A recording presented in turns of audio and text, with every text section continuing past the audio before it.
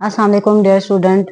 Last time हमने hyper sensitivity का introduction देखा था, उसकी टाइप्स देखी थी, अलर्जेंट की, एंटीबॉडीज की हमने टाइप्स देखी थी। आज हम देखेंगे कि हाइपर सेंसिटिविटी की टाइप्स क्या हैं और उसको हम वन बाय वन डिस्कस करेंगे।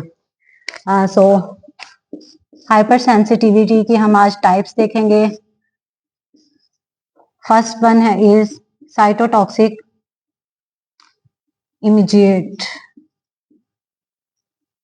Immediate hyper sensitivity.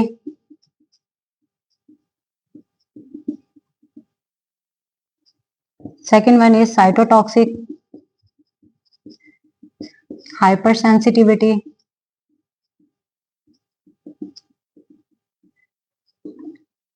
Third one is immune complex mediated hypersensitivity. Fourth one is delay type hypersensitivity. ठीक है, हम इसको वन बाय वन डिस्कस करेंगे, ये क्या होती है और इनमें क्या डिफरेंस है। फर्स्ट आज हम देखेंगे कि इमीडिएट टाइप वन देखेंगे। इमीडिएट हाइपर सेंसिटिविटी क्या होती है।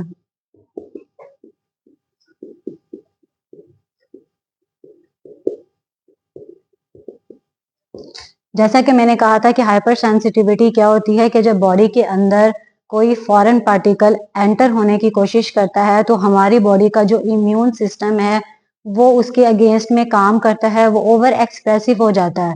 इम्यून सिस्टम किसकी वजह से बनता है? हमारी एंटीबॉडीज की वजह से हमारी बॉडी का इम्यून सिस्टम बनता है। लास्ट लेक्चर में हमने इसको देखा था कि किस तरह से हाइपर सेंसिटिविटी काम करती है। आज हम देखेंगे कि जो टाइप वन है उसके अंदर किस तरह से ये इन्वॉल्व है।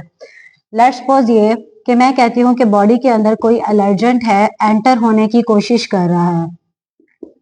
लेट्स सपोज ये डॉट जो है वो मैंने कहा कोई एलर्जेंट है, ये क्या करता है? बॉडी के अंदर एंटर होने की कोशिश कर रहा है। तो बॉडी के अंदर एंटीजन प्रेजेंटिंग सेल्स होते हैं, एंटीजन प्रेजेंटिंग सेल्स होते हैं जो कि क्या करते हैं? इस एलर्जेंट को अपने अंदर,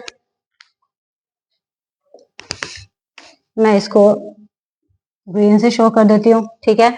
ये एंटीजन प्रेजेंटिंग सेल्स क्या करते हैं? इस एलर्जन को अपने अंदर ले लेते हैं, इसको प्रोसेस करते हैं, डिग्रेड करते हैं और क्या करते हैं? इसको सरफेस के ऊपर एक्सपोज कर देते हैं। ये बॉडी के अंदर काम हो रहा है, ठीक है। अब एंटीजन प्रेजेंटिंग सेल्स क्या करेंगे? इन सेल्स को, हेल्पर T2 सेल्स को प्रेजेंट करेंगे। नाम से पता चल रहा है एंटीजन प्रेजेंटिंग सेल्स है कि ये एंटीजन को ले लेंगे बॉडी के अंदर, ठीक है, उसको प्रोसेस करेंगे। प्रोसेस करने के बाद क्या करेंगे? हेल्पर T2 सेल्स है उनको प्रेजेंट करेंगे। हेल्पर T2 सेल्स क्या करेगा? कुछ केमिकल्स रिलीज करेगा जिसको साइटोकाइंस बोलेंगे, ठीक है। कुछ केमिकल्स को रिलीज करेंगे, वो केमिकल्स क्या करेगा? जो बीटा सेल्स हैं बॉडी के अंदर उनको कन्वर्ट करेगा प्लाज्मा सेल्स में, ठीक है। बीटा सेल्स को प्लाज्मा सेल्स में कन्वर्ट करेगा। हमें पता है हमारी बॉडी के जो अंदर एंटीबॉडीज है वो किन से बनती है? प्लाज्मा सेल से बनती है। तो इस तरह से हमारी बॉडी में एंटीबॉडीज प्रोड्यूस हो जाएंगे। पर लास्ट लेक्चर में मैंने आपको बताया था कि एंटीबॉडीज की 5 टाइप्स होती है, 5 डिफरेंट टाइप्स की। तो जो इमीडिएट टाइप हाइपर सेंसिटिविटी है उसमें जो एंटीबॉडीज है वो जो 5 तरह की एंटीबॉडीज बनी थी उसमें से IgE टाइप की जो एंटीबॉडीज है वो बनेगी। अब क्या होगा कि जो पहला एक्सपोजर हुआ, बॉडी के अंदर एलर्जेंट एंटर हुआ, उसने ये सारा प्रोसेस करते हुए बीटा सेल्स को एक्टिवेट किया, प्लाज्मा सेल में कन्वर्ट किया, एंटीबॉडीज की प्रोडक्शन हुई। पर अब क्या होगा? अब यही एलर्जन जब बॉडी के अंदर सेकेंड टाइम एंटर होने की कोशिश करेगा तो क्या होगा कि ये वाला प्रोसेस नहीं रिपीट करेगा। ये क्या करेगा? बल्कि इस पे जाने से पहले क्या होगा कि ये जो बॉडी के अंदर एंटीबॉडीज प्रोड्यूस हुई ये क्या करेगी? ब्लड में जाएगी। ब्लड में जाने के बाद मास सेल्स होते हैं, ये एंटीबॉडीज उन मास सेल्स की सरफेस के ऊपर जाके बाइंड करेंगी।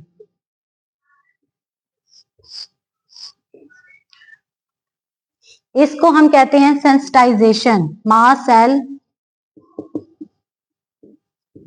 सेंसिटाइजेशन। मास्ट सेल सेंसिटाइजेशन क्या है कि जो ब्लड के अंदर मास्ट सेल्स हैं उनकी सरफेस के ऊपर एंटीबॉडी जाके बाइंड हो जाएगी। अब क्या होगा, अब यही एलर्जन जब दूसरी दफा एंटर होगा तो ये वाला सारा प्रोसेस नहीं होगा। क्यों? क्योंकि इस एलर्जन के अगेंस्ट में ये एंटीबॉडीज पहले ही बन चुकी है। तो अब क्या होगा कि ये जो एलर्जेंट है ये डायरेक्टली क्या करेगा, इस एंटीबॉडीज के साथ जाके बाइंड करेगा। एंटीजन और एंटीबॉडीज का कॉम्प्लेक्स बन जाएगा। ठीक है बच्चे, कि पहली दफा जब एलर्जेंट एंटर हुआ तो एंटीबॉडीज बन गई। बनने के बाद क्या हुआ कि मास्ट सेल्स की सरफेस के ऊपर जाके उसने एक कॉम्प्लेक्स बना लिया। सेकेंड एक्सपोजर पे क्या होगा कि एंटीजन और एंटीबॉडीज का क्या होगा, कॉम्प्लेक्स बनेगा और वो जो आपका इम्यून सिस्टम है उसको क्या करेगा, उसको बॉडी से एलिमिनेट आउट करने की कोशिश करेगा। मैंने कहा कि सेकेंड एक्सपोजर पर ये जो एलर्जेंट है वो क्या करेंगे, इस एंटीबॉडीज के साथ बाइंड करेंगे। ठीक है, और क्या करेंगे, इसको स्टिमुलेट करेंगे। इस मास्ट सेल को, मास्ट सेल्स की स्टिमुलेशन हो जाएगी। जब ये मास्ट सेल्स स्टिमुलेट हो जाएंगे तो क्या होगा, इन मास्ट सेल्स में कुछ केमिकल्स होते हैं, ये क्या करेंगे, ब्रस्ट करेंगे और जो ये केमिकल्स है वो यहां से रिलीज हो जाएंगे। केमिकल्स रिलीज हो जाएंगे। ये जो केमिकल्स हैं इनमें कुछ एग्जांपल्स है कि इनमें से जो केमिकल रिलीज होंगे वो कौन कौन से है। हिस्टामिन, ब्रेडिकाइनिन, इसके अलावा भी इंटरल्यूकिन्स, इसके अलावा भी बहुत सारे केमिकल्स हैं। अब जब ये मास्ट सेल्स डीग्रेन्युलेट हो जाएंगे, अपना जो ग्रेन्यूल्स है, अपने जो केमिकल्स हैं वो रिलीज कर जाएंगे, तो ये जो केमिकल्स है ये कहाँ पर आते हैं, ब्लड सर्कुलेशन में आते हैं। ठीक है, ये सारा काम ब्लड के अंदर हो रहा है, मास्ट सेल्स भी आपके ब्लड के अंदर है। जब ये केमिकल्स ब्लड में आ जाएंगे और ये जो केमिकल रिलीज हो जाएंगे तो ये क्या करेंगे, बॉडी के अंदर बीपी के ऊपर अफेक्ट करेंगे। आपका बीपी कम या ज्यादा हो सकता है। हार्ट रेट के ऊपर अफेक्ट करेगा, हार्ट रेट के ऊपर अफेक्ट करेगा। ब्लड वेसल्स के ऊपर अफेक्ट करेगा। ब्लड वेसल्स को क्या कर देगा, डायलेट कर देगा। जो पहले ब्लड वेसल्स नैरो थी उनको क्या कर देगा, ये डायलेट कर देगा।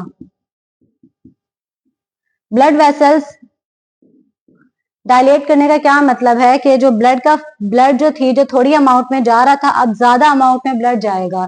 जब ज्यादा अमाउंट में ब्लड जाएगा बॉडी के डिफरेंट पार्ट्स तक, सो स्किन की तरफ भी जो ब्लड की सर्कुलेशन है वो ज्यादा होगी। जब ज्यादा होगी तो आपकी जो स्किन है उसके ऊपर रैश, ठीक है, रेडनेस आपको नजर आएगी। तो इसके जो आपके साइड इफेक्ट्स हैं